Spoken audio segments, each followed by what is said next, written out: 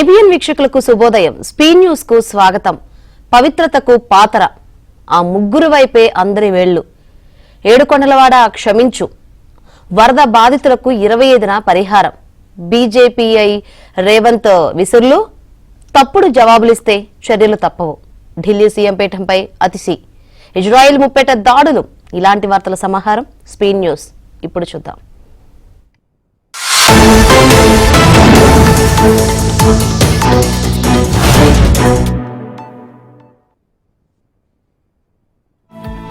ఇక తిరుమల పవిత్రతకు ఉద్దేశపూర్వకంగానే పాత్ర వేశారని తేలిపోయింది. తవ్వే కొద్దీ జగన్ అరాచక పాలన సృష్టించిన సంక్షోభం తెలిసి వస్తోంది. అధికారంలోకి రావడమే తిరుమల పాలనను అస్తవ్యస్తం చేసేశారు. అత్యంత వివాదాస్పదులుగా ముద్రపడిన తన బంధువులకు, అధికారులకు టీటీడీ పగ్గాలు అప్పగించి వారి ఇష్టారాజ్యానికి కలియుగ దైవాన్ని, భక్తులను వదిలేశారు. నాణ్యతకు, పవిత్రతకు భరోసా ఇచ్చిన డైరీల నుంచి నెయ్యి సేకరణను ఆపివేయించడం జగన్ అరాచక పర్వానికి పరాకాష్ట. నచ్చిన కంపెనీలకు నెయ్యి కాంట్రాక్టు ఇవ్వడానికి ఆధ్యాత్మిక ప్రాధాన్యం కలిగిన లడ్డు పవిత్రతను సైతం మంటగలిపేశారు. ఏపీలోని టీటీడీ సహా ప్రముఖ ఆలయాల అవసరాల కోసం నెయ్యిని స్థానిక సహకార డైరీల నుంచి కొనుగోలు చేసేవారు. తిరుమల పవిత్రతను, రైతుల ప్రయోజనాలను దృష్టిలో ఉంచుకొని స్థానిక డైరీల నుంచి మంచి నెయ్యిని సేకరించేవారు. దీనికోసం అప్పటి ప్రభుత్వాలు జీవో 418 కూడా జారీ చేశాయి. ఈ ప్రక్రియను ఈ ప్రొక్యూర్మెంట్ విధానం ద్వారా చేపట్టాలని అందులో స్పష్టంగా పేర్కొన్నారు. తిరుమల పవిత్రతను కాపాడడానికి తీసుకున్న ఈ నిర్ణయాన్ని మరింత బలపరుస్తూ 2019లో అప్పటి టీడీపీ ప్రభుత్వం మరొక సర్క్యులర్ జారీ చేసింది. ప్రముఖ ఆలయాల్లో ఉపయోగించే నెయ్యిని కూడా స్థానిక సహకార డైరీల నుంచి కొనుగోలు చేయాలని అందులో స్పష్టం చేసింది. ఆ తర్వాత కొద్ది మాసాలకి టీడీపీ ప్రభుత్వం దిగిపోయింది. ఆ తర్వాత అధికారంలోకి వచ్చిన వైసీపీ ప్రభుత్వం 2020లో నెయ్యి ప్రొక్యూర్మెంట్ విధానంలో మార్పులు తీసుకువచ్చింది. కర్ణాటక మిల్క్ ఫెడరేషన్ అప్పటి వరకు తిరుమల ఆలయం అవసరాల కోసం సరఫరా చేస్తున్న నందిని బ్రాండ్ నెయ్యిని నిలిపివేసింది. దీంతో తిరుమల పవిత్రత అనేది పూర్తిగా సంక్షోభంలో పడిపోయింది. రివర్స్ టెండరింగ్ విధానం ద్వారా గత జగన్ ఎంపిక చేసిన 5 కంపెనీల్లో ఒకటి సరఫరా చేసిన నెయ్యిలోనే పంది, ఎద్దు కొవ్వు, చేప నూనెలు, వెజిటేబుల్ ఆయిల్ ఉన్నట్లు బయటపడడంతో దానిపై దేశమంతా భగ్గుమంటోంది. మొత్తానికి తిరుమల లడ్డూ కల్తీ వ్యవహారాన్ని లోతుగా తవ్వే కొద్దీ అన్ని వేళ్లు గత ముఖ్యమంత్రి జగన్మోహన్ రెడ్డి వైపే చూపిస్తున్నాయి. తిరుమల పవిత్రతపై హిందూ భక్తుల్లో కలవరం రేగుతున్న నేపథ్యంలో వారి వేళ్లు ఆ ముగ్గురు వైపే మళ్లుతున్నాయి. మాజీ టీటీడీ చైర్మన్లు వైవి సుబ్బారెడ్డి, భూమన కరుణాకర్ రెడ్డి, మాజీ ఇన్ఛార్జ్ ఈవో ధర్మారెడ్డి గత 5 ఏళ్లుగా వివాదాలకు కేంద్ర బిందువుగా ఉన్నారు. లడ్డూను అపవిత్రం చేసిన వ్యవహారంలో ఇప్పుడు ఈ ముగ్గురిపైనే భక్తుల్లో ఆగ్రహ జ్వాలలు రగులుతున్నాయి. 2019 మే 30న సీఎంగా జగన్ ప్రమాణ స్వీకారం చేసిన 21 రోజులకు ఆయన బంధువు వైవి సుబ్బారెడ్డి టీటీడీ పాలక మండలి చైర్మన్ గా నియమితులయ్యారు. 2021 ఆగస్టు 8న రెండవ దఫా కూడా ఆయనే చైర్మన్ గా నియమితులై 2023 ఆగస్టు దాకా కొనసాగారు. జగన్ 5 ఏళ్ల పాలనలో 4 ఏళ్లు ఆయనే చైర్మన్ గా ఉన్నారు. ఇంతకాలం కొనసాగిన వారెవరూ అప్పటి వరకు టీటీడీ చరిత్రలోనే లేరు. సీఎం బంధువు కావడంతో దేవస్థానంలో ఆయన అధికారానికి అడ్డు లేకుండా పోయింది. మరోవైపు టీటీడీ చైర్మన్ గా భూమన కరుణాకర్ రెడ్డి పనిచేసింది చాలా స్వల్పకాలమే. 2023 సెప్టెంబర్లో నియమితులైన ఆయన ఎన్నికల స్కెడ్యూల్ విడుదలయ్యే వరకు 9 నెలల్లో ఆ పదవిలో ఉన్నారు. ఆ స్వల్ప వ్యవధిలోనే అవినీతి ఆరోపణలతో పాటు సొంత రాజకీయ ప్రయోజనాల కోసం టీటీడీని వాడుకున్నారన్న ఆరోపణలు ఆయన ఎదుర్కొన్నారు. ఇక తొలి నుంచి వైఎస్ కుటుంబానికి సన్నిహితుడనే ముద్ర ఉన్న కేంద్ర ప్రభుత్వ మాజీ అధికారి ఏవి ధర్మారెడ్డి గతంలోనూ టీటీడీలో 2 పర్యాయాలు డిప్యూటేషన్ పై పనిచేసి వివాదాస్పద పరిస్థితుల్లో తిరిగి మొక్కపట్టారు.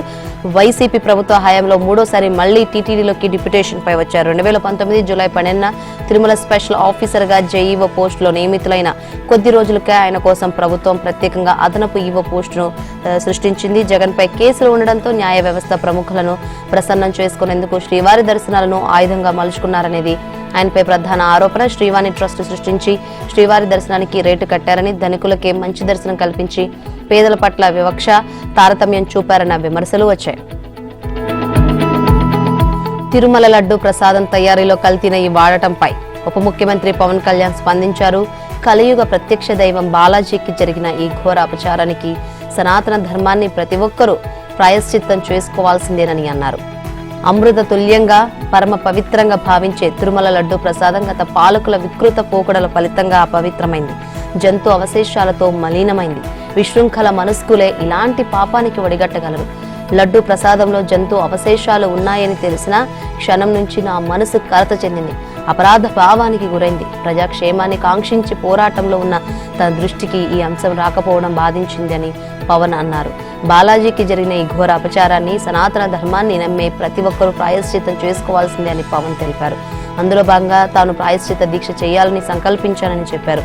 ఈ నెల 22న ఉదయం గుంటూరు జిల్లా నంబూరులోని శ్రీ దశావతార వెంకటేశ్వర స్వామి ఆలయంలో దీక్ష చేపడతా అన్నారు.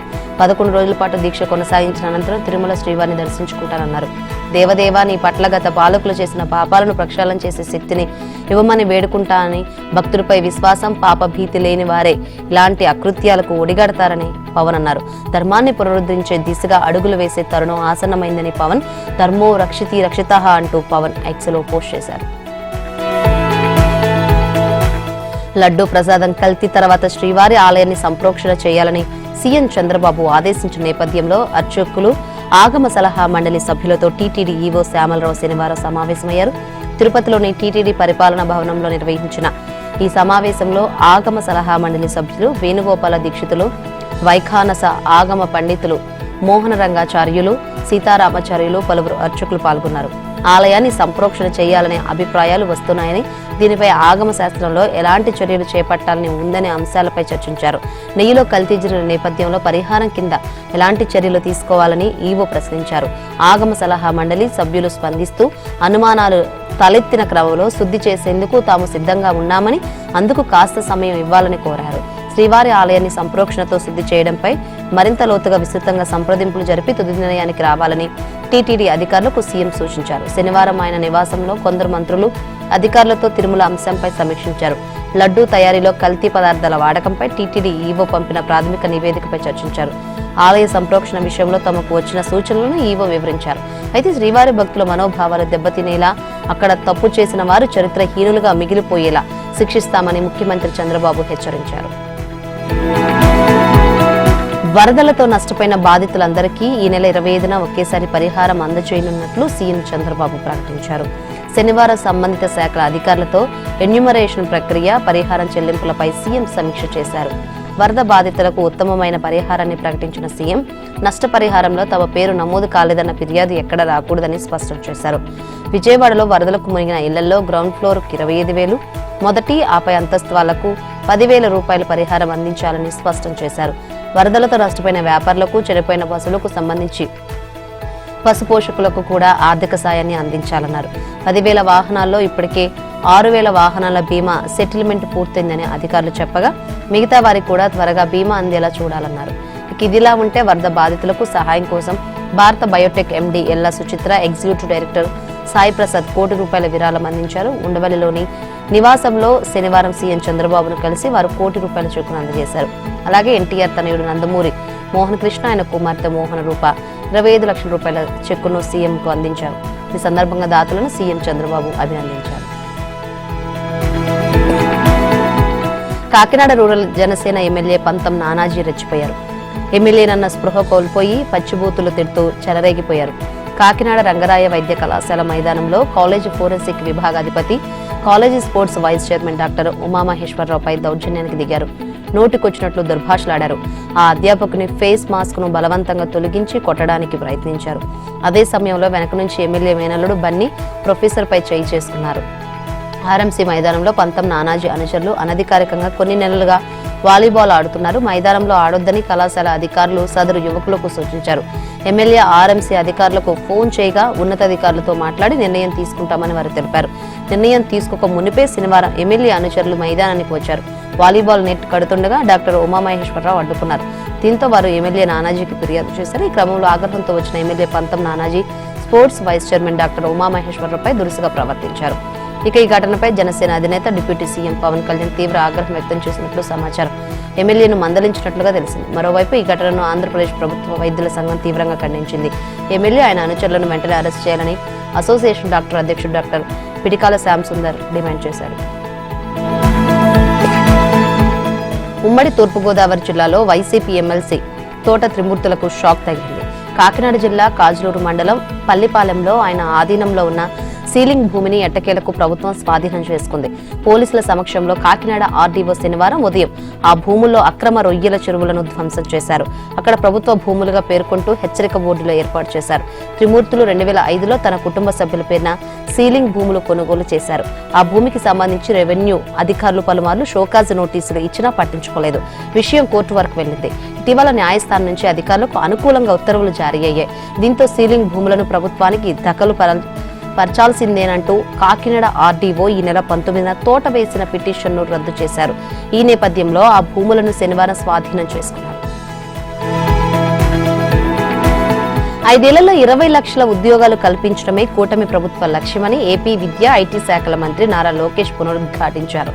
రాష్ట్రంలో పెద్ద ఎత్తున పెట్టుబడులు పెట్టే పారిశ్రామికవేత్తలకు తమ ప్రభుత్వం రాయితీలు ఇవ్వడంతో పాటు కావాల్సిన మౌలిక సదుపాయాలు కల్పించి ఇండస్ట్రియల్ ఎకో సిస్టమ్ ను ఏర్పాటు చేస్తామని తెలిపారు. పెట్టుబడులు పెట్టేందుకు ముందుకు వచ్చే పారిశ్రామికవేత్తలు తమ సమస్యలపై నేరుగా ప్రభుత్వంతో చర్చించేందుకు వీలుగా కన్సల్టేటివ్ ఫోరం ఏర్పాటు చేయాలని నిర్ణయించినట్లు చెప్పారు. ఈ మేరకు వారం రోజుల్లోనే ఉత్తర్వులు జారీ చేస్తామన్నారు.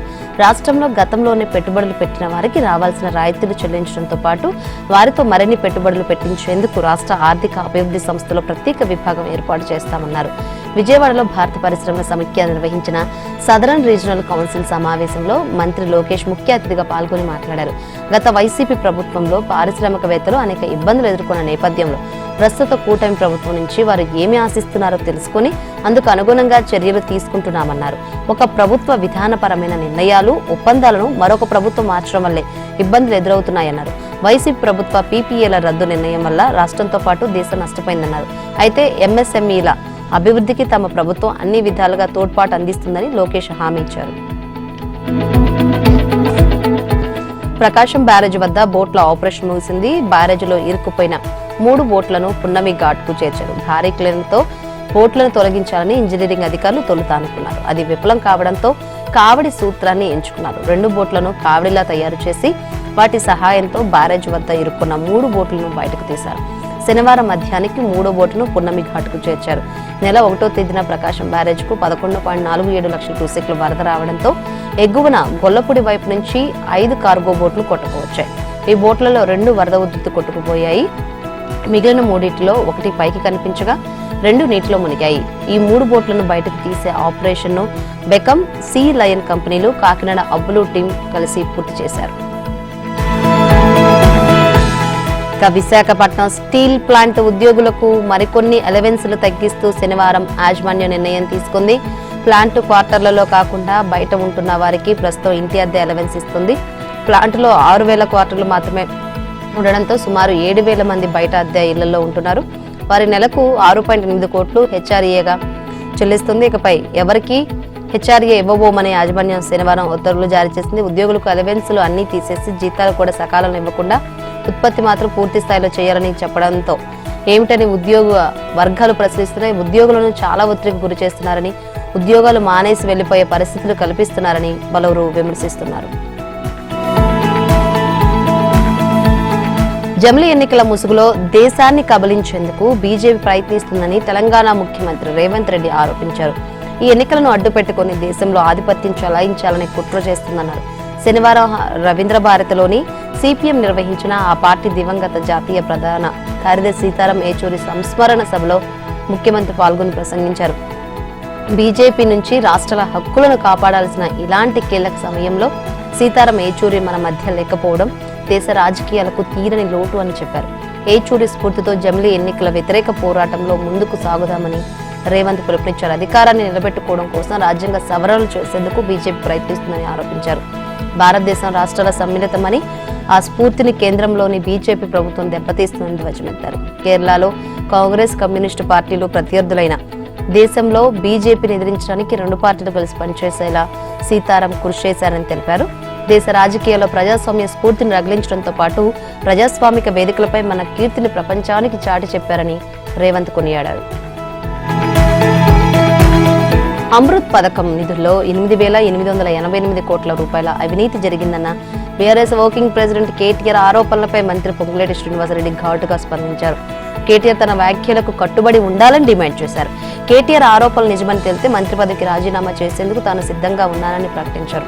అబద్ధమని తేలితే కేటీఆర్ ఎమ్మెల్యే పదవికి స్పీకర్ ఫార్మెట్ లో రాజీనామా చేస్తారా అని సవాల్ విసిరారు. ముఖ్యమంత్రి ఆదేశాల మేరకు సచివాలయంలో శనివారం ఆయన విలేకరులతో మాట్లాడారు. గతంలో కంటే తక్కువ అంచనాలతో కాంగ్రెస్ ప్రభుత్వం టెండర్లు పిలిచిందని చెప్పారు. ఈ అంశంపై బహిరంగ చర్చకు ఎక్కడికైనా వస్తానని ప్రకటించారు. పరిపాలన అనుమతి ఇచ్చిందే 3,516 కోట్ల రూపాయలు కానీ పన్నులు ఇతరత్ర కలిపిన 5,385 కోట్ల రూపాయలు అవుతుందని పొంగులేటి ప్రస్తావించారు. 8,888 కోట్ల ఫిగర్ ఎక్కడి నుంచి వచ్చిందని ప్రశ్నించారు. నేరుగా నిధులు మంజూరు చేసినట్లు ఉత్తర్వులు వచ్చాయా అని ప్రశ్నించారు. మిడిమిడి జ్ఞానంతో విమర్శలు చేయవద్దని హితవు పలికారు.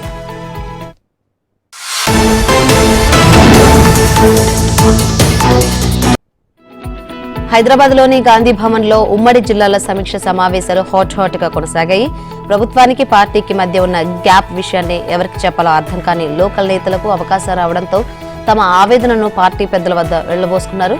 శనివారం 3 ఉమ్మడి జిల్లాల పార్టీ సమావేశంలో పలు కీలక అంశాలపై చర్చ జరిగినట్లు సమాచారం. పీసీసీ చీఫ్ మహేష్ కుమార్ గౌడ్ అధ్యక్షతన ఉమ్మడి వరంగల్, కరీంనగర్, నిజామాబాద్ జిల్లాల సమీక్ష సమావేశాలు జరిగాయి. ఈ సమావేశాలకు పార్టీ ఇన్ఛార్జి మున్షి సహా ఇన్ఛార్జీలు, సీఎం రాజకీయ సలహాదారుడు వేం నరేందర్ రెడ్డి, ఆయా జిల్లాల మంత్రులు, ఇన్ఛార్జ్ మంత్రులు, ఎంపీలు, ఎమ్మెల్యేలు, ఎమ్మెల్సీలు, డీసీసీ అధ్యక్షులు, ఇతర నాయకులు హాజరయ్యారు. విచారణలో దాపరికాలు ఏమున్నాయి? పరస్పర అంగీకారంతో చర్చించాల్సిన అంశాలేంటి? మాతో వ్యవహరించాల్సిన తీరు ఇదేనా? కింది స్థాయి సిబ్బందితో మీకు సంబంధాలు లేవా? క్రికెట్ జట్టు ఓడితే కెప్టెన్ బాధ్యుడు కాడా అంటూ నీటిపారుదల శాఖ అధికారులను కాళేశ్వరం కమిషన్ ప్రశ్నలతో ముంచెత్తింది. శనివారం క్వాలిటీ కంట్రోల్ తో పాటు నిర్మాణంలో ముడిపడిన చీఫ్ ఇంజనీర్లు, ఎస్ఈఏలు, ఎగ్జిక్యూటివ్ ఇంజనీర్లు, పూర్వ సీఈలు కలిపి 10 మందిని విచారించింది. 5 గంటల పాటు క్రాస్ ఎగ్జామినేషన్ చేసింది. ఓ దశలో వారిపై తీవ్ర ఆగ్రహం వ్యక్తం చేయడంతో కమిషన్కు క్షమాపణలు చెప్పారు. పలువురు అధికారులు జవాబులు చెప్పలేక నీళ్లు నమిలారు. హైదరాబాద్ లో పలు ప్రాంతాల్లో భారీ వర్షం కురిసింది. దీంతో లోతట్టు ప్రాంతాల్లో జలమయమయ్యాయి. కొండాపూర్, బంజారాహిల్స్, జూబ్లీహిల్స్, బేగంపేట్, పంజాగుట్ట, సికింద్రాబాద్, ఉప్పల్, బోడుప్పల్, నాగోల్, దిల్సుఖ్ నగర్, చైతన్యపూర్ ప్రాంతాల్లో అతి భారీ వర్షం పడింది. ఇక భారీ వర్షంతో రోడ్లపై వాహనదారులు ఇబ్బందులు పడుతున్నారు. వర్షం కారణంగా పలు ప్రధాన రోడ్లపై ట్రాఫిక్ జామ్ అయింది. ఆఫీసుల నుంచి ఇంటికి వెళ్లే ఉద్యోగులు తీవ్ర ఇబ్బందులు పడ్డారు. తక్కువ సమయంలో ఎక్కువ వర్షం పడడంతో నాలాల వద్ద వరద ప్రవాహం ఎక్కువగా ఉండే అవకాశం ఉందని, మ్యాన్ హోల్స్ వద్ద ప్రజలు అప్రమత్తంగా ఉండాలని జీహెచ్ఎంసీ అధికారులు సూచించారు. అమెరికా పర్యటనలో సిక్కులు ఉద్దేశించిన చేసిన వ్యాఖ్యలపై వస్తున్న విమర్శలపై కాంగ్రెస్ నేత రాహుల్ గాంధీ స్పందించారు. అమెరికాలో తాను చేసిన వ్యాఖ్యలపై అధికార బీజేపీ అబద్దాలు ప్రచారం చేస్తుందని, తన నోరు మూయించాలని అనుకుంటుందని ఎక్స్ పోస్ట్ లో ఆగ్రహం వ్యక్తం చేశారు. ప్రతి సిక్కు, ప్రతి భారతీయుడు నిర్భయంగా తన మతాన్ని ఆచరించే దేశం భారత్ కాకూడదా? నిజం వైపు నిలబడలేని బీజేపీ తన నోరు మూయించాలని అనుకుంటోందని మండిపడ్డారు. అమెరికాలో తాను చేసిన వ్యాఖ్యలను వక్రీకరిస్తూ అబద్దాలు ప్రచారం చేస్తుందని ఆగ్రహం వ్యక్తం చేశారు. దేశ విదేశాల్లో సిక్కు సోదరీమణులను తాను ఒక్కటే అడగాలనుకుంటున్నానన్న రాహుల్ తాను చేసిన వ్యాఖ్యల్లో ఏమైనా తప్పు ఉందా అని తన పోస్ట్ లో అడిగారు. మరోవైపు రాహుల్ తన వ్యాఖ్యలను ఉపసంహరించుకోవాలని పలు సిక్కు సంఘాలు సంయుక్త ప్రకటన విడుదల చేశాయి. రాహుల్ గాంధీపై కర్ణాటక బీజేపీ ఎస్సీ మోర్చా ఆధ్వర్యంలో బెంగళూరు హైగ్రౌండ్స్ పోలీసులకు శనివారం ఫిర్యాదు చేశారు.